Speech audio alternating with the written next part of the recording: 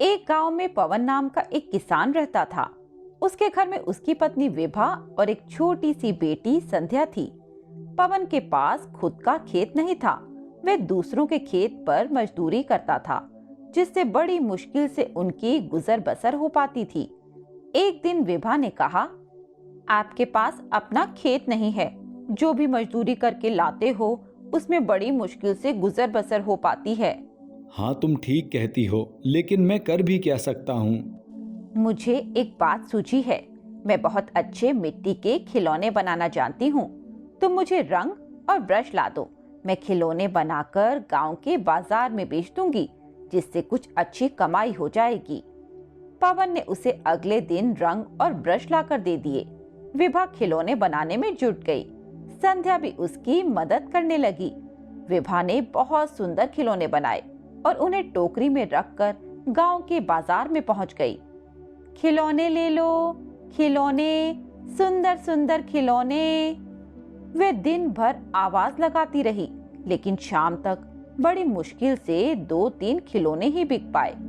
अगले दिन वे फिर बाजार गई, लेकिन पूरा दिन बैठने के बाद भी खिलौने बिक नहीं पाए।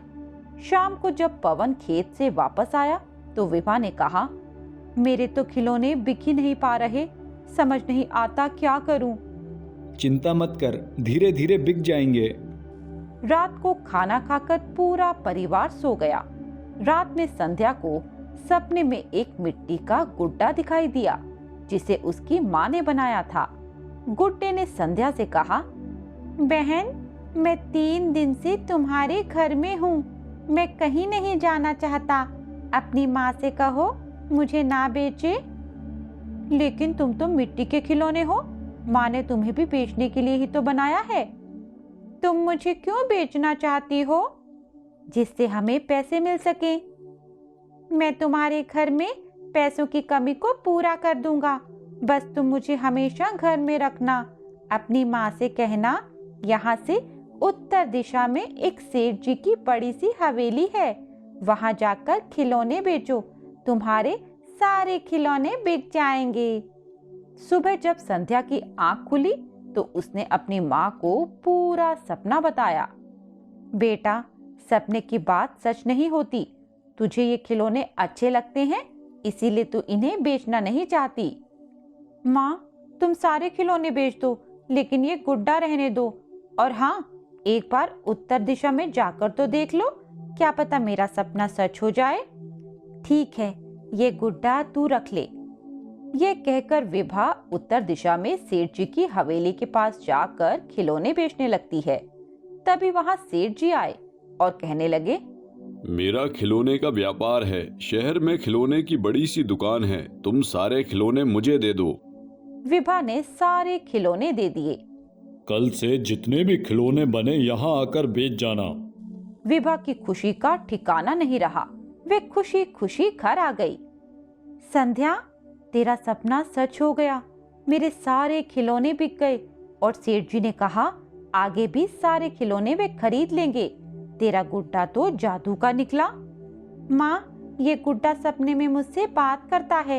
ये कह रहा था कि मैं तुम्हारे घर में पैसों की कमी को दूर कर दूंगा। कुछ ही दिनों में विभा के खिलौने तेजी से बिकने लगे। अब विभा ने गांव की औरतों को अपनी मदद के लिए रख लिया और जो पैसे मिलते उसमें से उन्हें भी कुछ दे देती थी। कुछ दिन बाद विभा को बड़ा काम मिला।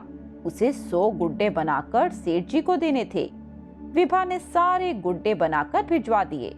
दोपहर को जब संध्या बाहर से खेलकर वापस घर आई तो उसने देखा उसका गुड्डा वहां नहीं था। संध्या रोने लगी। बेटी, क्यों रो रही है? क्या बात है?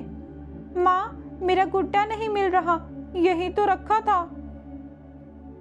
हे भगवान, लगता है वह बाकी खिलौनों के साथ सेठ जी की दुकान पर चला गया।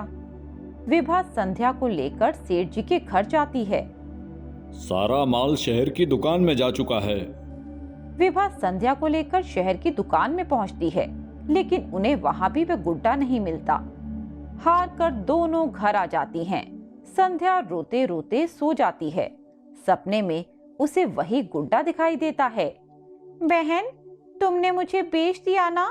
मैं तुम्हारे घर में रहना चाहता था। मुझे माफ कर दो, माँ ने गलती से बेच दिया। क्या तुम बता सकते हो तुम कहाँ हो? मैं कैसे भी तुम्हें वापस ले आऊंगी। मैं शहर से बाहर जो जमींदार का घर है उसमें हूँ, पर वह वापस नहीं करेंगे। अगले दिन विभा और संध्या जमींदार के घर पहुंच जाती हैं, लेकिन जमींदार नहीं मानता। मालिक, मैं आपको ऐसे 10 गुड्डे बनाकर दे दूंगी, आप मुझे ये गुड्डा दे दीजिए। जमींदार मान जाता है। विभा अगले दिन 10 गुड्डे जमींदार को देकर अपना जादुई गुड्डा वापस ले आती है और उसे संध्या को दे देती है। जादुई गुड्डे के कारण उनका खिलौने का काम अच्छा चलने लगता है। पवन भी खेती छोड़कर उसी काम में लग जाता है। इस तरह वे लोग खुशी खुशी रहने लगते हैं।